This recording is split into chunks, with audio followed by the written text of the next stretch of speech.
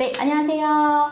오늘은 특별한 분을 모셨습니다. 저는 일본 부동산 투자의 데모? 미국 부동산 투자의 데모? 고미연 대표님 모셨는데요. 이 모든 일 처리를 인터내셔널 바이어가 처리한 것은 전 세계적으로 저희 회사가 유일했다고 하더라고요. 사실 일본 부동산 투자 관심 있는 분들이 미국 부동산 투자 관심 있는 분들도 많으세요. 저도 그렇고요. 그래서 모셨는데 우리 본격적인 이야기를 하면서 OX 퀴즈를 한번 해볼까 해서 왔거든요. 진행해보고자 합니다. 나는 오지랖이 넓다는 소리를 자주 듣는다. 하나, 둘, 셋. 대표님은 오지랖이 좀 넓다는 표현을 들으세요?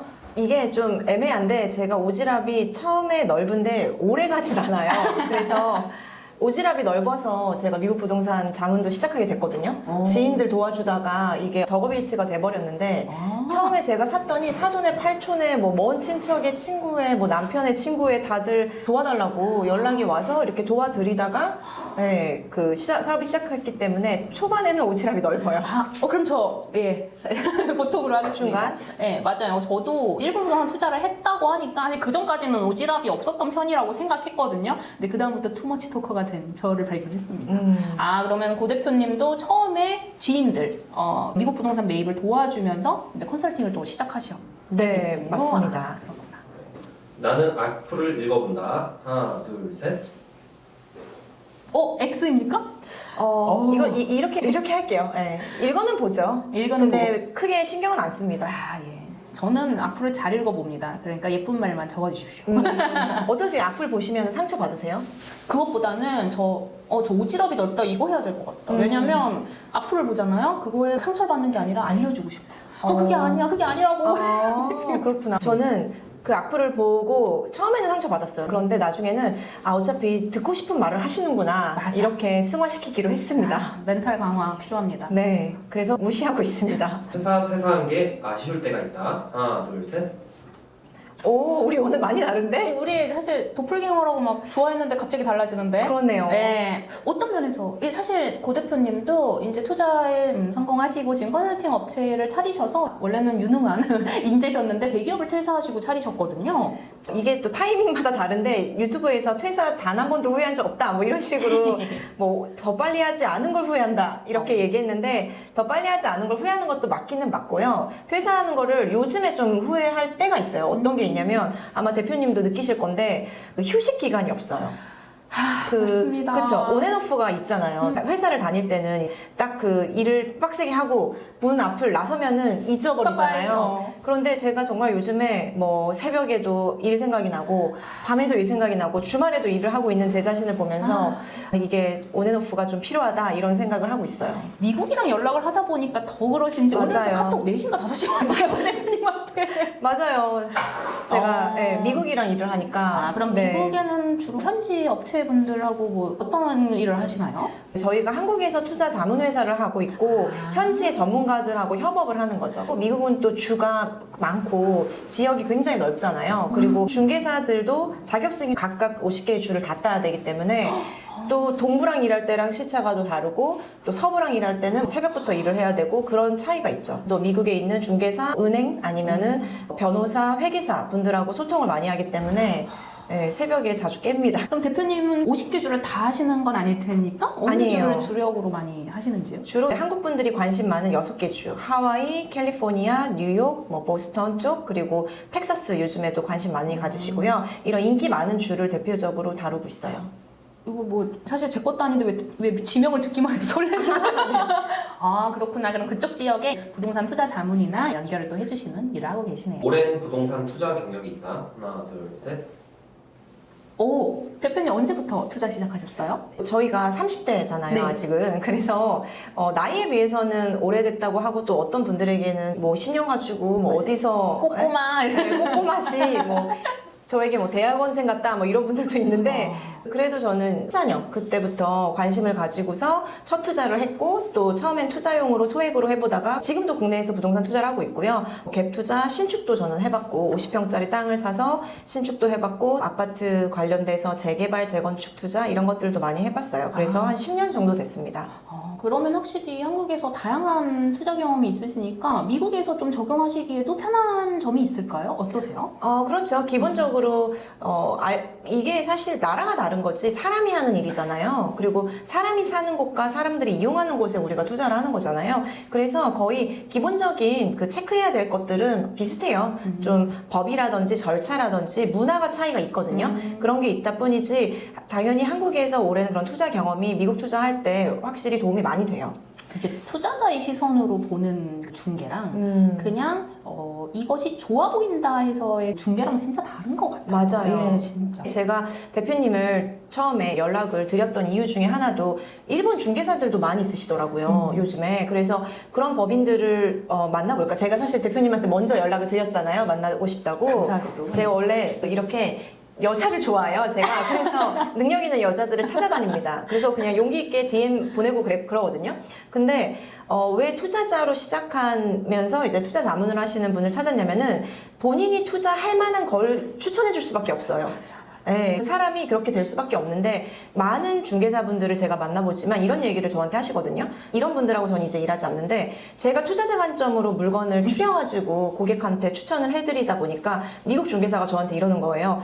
너 결국에 딜이 되면 돈을 버는데 우리는 딜만 되면 되지 왜 이런 것까지 따져야 되냐 그렇게 얘기를 하더라고요. 근데 그런 면에서 저는 대표님이 비슷한 철학을 갖고 있지 않을까라는 생각을 했습니다. 진짜 맞습니다. 투자자가 굉장히 까다롭잖아요. 사실 저희 되게 까다로운 사람이거든요. 분명히 투자자의 시선에서 바라보는 부동산은 좀 다릅니다. 네. 이주하고 싶어서 해외 부동산을 샀다. 하나, 둘, 셋. 오, 맞습니다. 고 대표님도 원래 미국 이주를 좀 생각하셨나 봅니다. 네, 제가 미국 병에 들었나 봐요. 그래서 지금도 계획을 하고 있고 언젠가는 그리고 저는 특히 교육을 미국에서 시키고 싶거든요. 그리고- 워킹맘이에요, 갑자기. 네, 저희 진짜 힘들어요. 다리 한쪽 잘린 상태로 일하고 있는 건데 저는 그런 문화가 좀 끌렸어요. 뭐냐면 비교하지 않는 문화. 그게 일본은 제가 어떤지 잘 모르지만 이제 한국은 계속 비교를 하잖아요. 맞아요. 그런데 미국은 정말 신경을 안 쓰거든요. 뭐 어떻게 살던 말던 관심도 없고 그런 시기마다의 치열하게 경쟁할 수밖에 없는 문화가 계속 생기잖아요. 어릴 때는 입시, 20대 때는 취업, 30대 때는 결혼, 애 낳고 끝도 갓도 없거든요. 그걸 좀 피해서 자유롭게 살고 싶다 이런 것과 교육 그리고 가장 중요한 건 절세 측면에서 세금. 네, 저는 미국 이주를 준비하고 있습니다.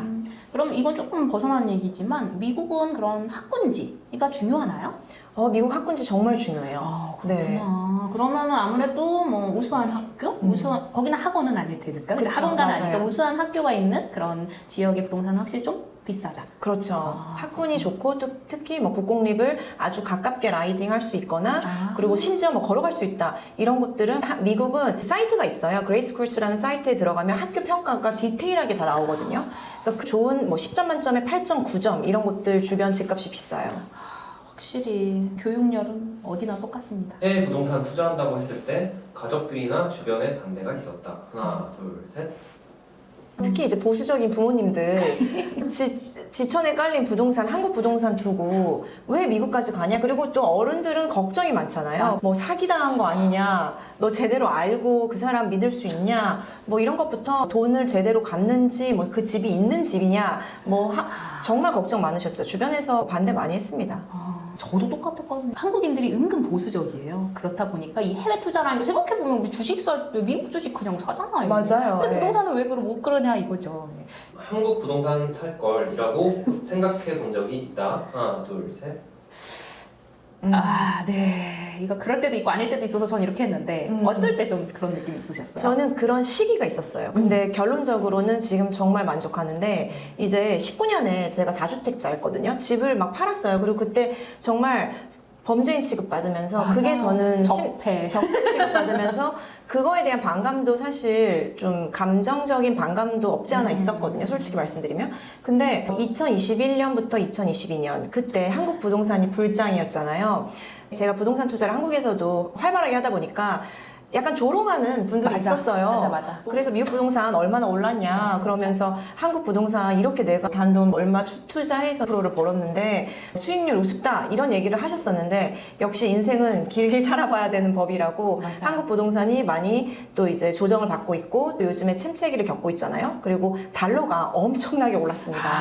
대표님 환차입 되게 좋으시겠네요. 그렇죠. 거의 20% 가까이 올랐기 때문에 그런 면에서 봤을 때는 지금은 정말 잘한 선택이구나라고 만족하고 있어요. 근데 그때는 저도 현타가 왔어요. 그쵸. 사실. 저도 똑같아서 이 중단을 한 게 저도 음. 2020년, 21년에는 내가 뭐 하고 있는 거지? 그때 맞아요. 엄마 공실나고 또 이래서 막 스트레스 받고 있었거든요. 그랬는데 지금은 천만다행이다. 그 생각을 하고 삽니다. 네. 그래서 저는 뭐 전자산을 우리가 일본에 투자하라는 게 아니잖아요. 맞아요. 대표님 아직도 한국에서 투자하시고 관심 있으신 거 알고 있거든요. 그래서 본인이 분산 투자하고 싶은 뭐 10%, 20%, 30%만이라도 일본이나 미국이나 이런 믿을 수 있는 선진국에 투자라는 메시지를 좀 드리고 싶어요. 다시 선택해도 미국, 일본 부동산을 사겠다. 하나, 둘, 셋. 네. 오, 우리 여기서 만점이에요, 만점. 혹시 그러네요. 네. 대표적인 이유 들어볼 수 있을까요? 왜 다시 또 미국 부동산을 사실 것인지. 이거는 누구나 공감하실 것 같은데 불경기에 경기 침체나 전쟁이 터지거나 자산이 조정받거나 힘든 시기 있잖아요. 특히 이런 시기에 또 현금이 안 돌아요. 맞아. 저는 미국이든 일본이든 그래도 우리나라보다 더 경제가 탄탄한 그런 선진국에 그리고 선진국으로 아무래도 전 세계의 투자가 불황일 때 더 몰릴 수밖에 없어요. 이때 공격적으로 아프리카라든지 갑자기 개발도상국에 투자하진 않기 때문에 이렇게 안전한 국가에 투자를 하는 거에 대해서는 저는 정말 잘했다고 생각하고요. 그리고 두 번째는 미국은 확실히 투자자를 장려해요. 한국하고 정말 큰 차이인데 다주택자에게 혜택을 주면 좋지 오히려 뺏지 않거든요. 정말 미국은 계속 부동산을 투자하면 심지어 양도세도 끝까지 유예를 시켜줘요. 이연시켜주는. 이연시켜주는. 들어본 적 있어요. 네, 면에서 저는 정말 자본주의가 왜 강대국이 이 나라가 될 수밖에 없었나. 국내 미국인뿐만이 아니고 외국인에게도 이렇게 투자를 장려하기 때문에 투자할 수 있는 좋은 환경을 만들어놨다. 이런 면에서 만족하고요. 마지막으로는 제 사심이지만 제가 미국을 좋아하고 또 살고 싶고 또 교육도 시키고 싶기 때문에 저는 다시 투자해도 미국을 투자할 것 같습니다. 한 가지 질문 더 드리면 일본은 사실 좀 다른 측면으로 엔저라는 이유 때문에 외국인 투자자들이 많아졌거든요. 그럼 미국도 지금 외국인 투자자들이 이런 경제가 어려운 상황에서 많이 들어오는 것 같나요? 그거는 맞기도 하고 아니기도 한 것 같아요. 왜냐면 달러가 지금 너무 올랐잖아요. 당연히 주춤할 수밖에 없고 미국은 일본하고는 당연히 월등히 높고 한국보다도 기준금리 자체가 지금 높아요. 그래서 이런 달러 환율과 금리 때문에 투자를 할 수 있는 좋은 환경은 아닌 건 맞아요. 그렇지만 일본은 완전 반대죠, 사실. 근데 정말 요즘에 최근에도 이제 이스라엘 전쟁이라든지 이런 우크라이나 전쟁이 발발하거나 그런 주요 이슈가 있으면 국제 정세에 어떤 리스크가 있다. 그러면은 미국 증시가 또 달러가 올라가잖아요. 그럴 때 더 미국으로 돈이 많이 쏠리는 것 같아요. 그게 좀 더 빠른 게 아무래도 부동산보다는 증시라든지 채권 시장 이런 쪽이 더 빠르게 움직이고요. 이렇게 불확실성이 높아질 때 미국으로 투자가 몰리는 것 같아요. 그러니까 안전자산으로서의 미국 부동산이 좀 가치를 받는 그런 느낌이겠네요. 맞습니다. 미국도 역세권이라는 개념이 있다. 하나, 둘, 셋. 이거는 미국이라서는 안 들었는데 일본 당연히 5입니다. 네. 미국도 역세권이 그러면 인기가 많나요? 어떤가요? 미국은 역세권이 정말 한국과 일본과 반대예요. 역세권을 미국인들은 싫어합니다, 오히려. 왜죠? 왜냐면은 물론 맨하탄, 보스턴의 다운타운이라든지 직주 근접이 아주 중요한 그런 곳들은 여기 중요해요. 그리고 미국인뿐만 아니고 글로벌 도시들 있잖아요. 그런 곳들은 여기에 가까운 편리성을 그 직장인들은 중요시하는데 일반적인 미국인들은 역세권이라면 학을 뛰어요. 그러니까 적당히 한 1km 이내로 좀 가까우면 됐지 우리나라는 아파트랑 연결된 곳도 있고 그럼 미국은 그 동은 로얄동이 오히려 아닌 거예요. 그 이유가 가장 중요한 거는 미국인들 자체가 프라이버시를 너무 중요시하고 우리 단지에 모르는 대중들이 왔다 갔다 하는 거를 극도로 싫어하고요. 두 번째는 이거는 정말 미국의 사회적인 문제인데 미국은 노숙자가 있잖아요. 노숙자들이 역을 그렇게 좋아해요. 지붕이 있다 보니까. 그래서 역세권을 싫어할 수밖에 없어요. 미국 부동산 투자를 고민해 보시는 분들이라면 이게 한국이나 일본의 시점으로 들어가면 큰일 나겠네요. 네, 맞습니다. 네. 다음. 테넌트는 미국인이다. 하나, 둘, 셋. 미국인이세요? 그렇죠. 이게 일본하고 굉장히 비슷해요. 뭐냐면 일본은 보증금이 얼마예요? 일본은 보증금 자체는 굉장히 적습니다. 월세 한 3개월 정도? 그게 미국도 비슷하거든요. 한 달 많아봐야 2달 이렇게 받는데 거의 보통 한 달치 월세를 받아요. 그래서 외국인이 월세를 구하는 게 너무 힘들어요. 똑같다. 어떻게 이렇게 똑같지? 네, 그래서 일본이 제가 오늘 느낀 게 어떤 면은 한국이랑 되게 비슷하고 어떤 면은 미국이랑 엄청 비슷해요. 그게 일본이 약간 중간적인 개념인 것 같아요. 미국인이 들어갈 때도 급여명세서 신용점수까지 그리고 재정증명서, 뱅크 스테이트먼트 이런 거를 내고 합격해야 들어가거든요. 네, 굉장히 엄격한데 그러다 보니까 내가 외국인으로 크레딧도 없고 미국에서 급여가 나오지 않는다 그런 경우에는 1년치 연세라고 하잖아요. 내고 들어간다든지 아니면 월세의 40배의 뭐 소득을 증명하고 들어가야 돼요. 그 정도로 월세 구하기가 어렵기 때문에 거의 대부분 미국인이라고 보셔야 될 것 같아요. 일본도 월세 미납에 대한 그것이 시스템적으로 좀 만들어져 있는데 미국도 거의 비슷한 느낌이네요. 일본은 회사나 연대보증인 이런 제도가 있지만 여기는 임대인이 바로 심사를 하는 그런 느낌일 수도 있겠네요. 그러면 마지막 질문 PD님 부탁드립니다. 2024년 현재 미국 부동산은 싸다. 하나, 둘, 셋. 저는 너무 뻔한 얘기인데 장기적으로 봤을 때는 싸고 오늘이 제일 싸다. 이건 정말 우상 겨울에 겨울에 눈 내리는 소리인데요. 뻔한 소리인데 중단기적으로는 당연히 비싸죠. 지금 미국도 코로나 시기에 1년에 15%, 20%까지 오른 주들도 있고 그리고 금리를 이렇게 올렸는데도 주택 가격이 거의 안 빠졌어요. 맞아요. 저 본 것 같아요. 기사 본 것 같아요. 네, 그래서 당연히 3년에서 5년 사이로 봤을 때는 비싸고 하지만 장기적으로 봤을 때는 싸다고 보고요. 점차 국제정세가 불안정하고 전쟁도 장기화되고 그러면서 저는 미국으로 자본의 투자가 또 계속 유입될 것 같거든요. 그리고 미국의 정치적인 흐름만 보더라도 바이든이 되든 트럼프가 되든 자국주의로 점점 가고 있어요. 그래서 미국의 수출에 의존하고 있는 기업들이 많잖아요. 뭐 반도체라든지 보시면 미국 안으로 다 끌어들이고 있거든요. 맞아. 계속 미국이 수입하는 구조가 아니고 미국 안에서 일자리 창출하고 미국에서 투자하는 구조를 만들 거기 때문에 그런 면에서 저는 아직은 장기적으로 봤을 때는 싸다고 생각을 합니다. 아직까지도 미국은 성장 동력이 남아있는 것 같아요. 그 강대국임에도 불구하고. 알겠습니다. 이번 OX 퀴즈 간단하게 저희 진행해봤는데요. 고 대표님 그래도 나와주셨으니까 간단히 인사 말씀 하나 해주시면 감사하겠습니다.